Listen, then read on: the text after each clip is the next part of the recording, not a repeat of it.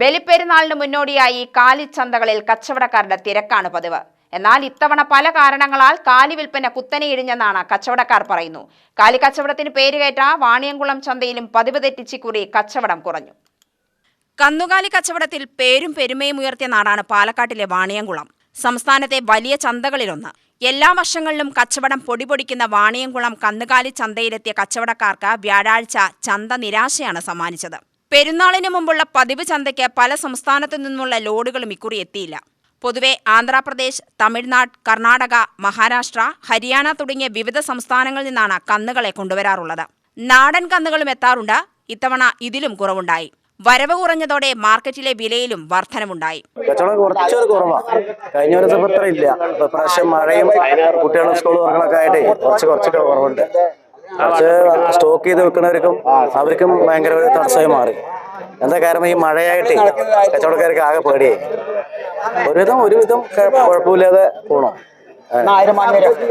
എല്ലാവരും കാലിയെല്ലാം ഒന്ന് ഒഴിവാക്കാണ്ട് വഴിയില്ലല്ലോ. നാളത്തെ കഴിഞ്ഞാൽ വില മാറും. ഇന്ന് തന്നെ എല്ലാം ഒക്കെ ഒഴിവാക്കും. അന്യ സംസ്ഥാനങ്ങളിൽ നിന്നും കന്നുകളെ കയറ്റിവരുന്ന വാഹനങ്ങൾ പലയിടങ്ങളിലും തടയുന്നതുൾപ്പെടെയുള്ള പ്രതിസന്ധികൾ ലോഡുകൾ കുറയുന്നതിന് കാരണമായതെന്ന് all Kerala cattle merchants association general secretary Yusuf പറഞ്ഞു.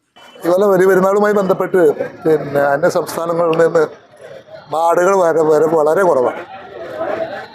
അത് ബക്രീദുമായി ബന്ധപ്പെട്ട് മഹാരാഷ്ട്ര, അതുപോലെ തന്നെ കർണാടക, ആന്ധ്ര, മറ്റുള്ള ഭാഗങ്ങളിൽ, അതേമാതിരി ഒറീസ, ഈ ഭാഗങ്ങൾക്ക് ഒരു വിഭാഗം ആളുകൾ 1-ാം തീയതി മുതൽ ചെറുക്കാരുടെ വണ്ടികളൊക്കെ തടഞ്ഞു നിർത്തി ലോഡ് കയറ്റാന്ന് പറഞ്ഞിട്ട് അങ്ങനെ സൃഷ്ടിച്ചതാണ്. അത് വളരെ ഈ മേഖലയെ വളരെ സ്തംഭനാവസ്ഥയിൽ എത്തിച്ചു.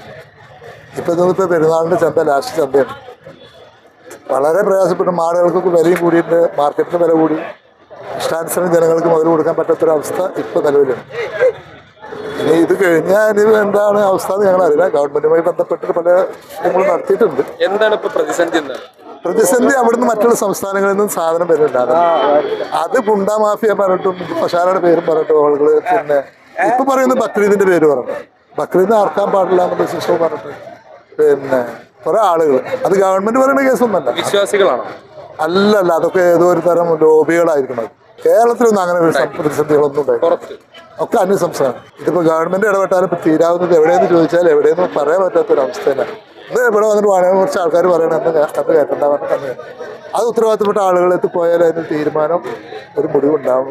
അതാണ് ഇപ്പോൾ ഞങ്ങളുടെ ഇപ്പോഴത്തെ നിലവിലെ പ്രയാസങ്ങൾ. പെരുന്നാൾ കച്ചവടം പൊടിപൊടിക്കാനായി വലിയ പ്രതീക്ഷയോടെ ചന്തയിലെത്തിയ ചെറുകിട കച്ചവടക്കാർക്കും നിരാശ മാത്രമായിരുന്നു ബാക്കി. UTV news, Palakkad.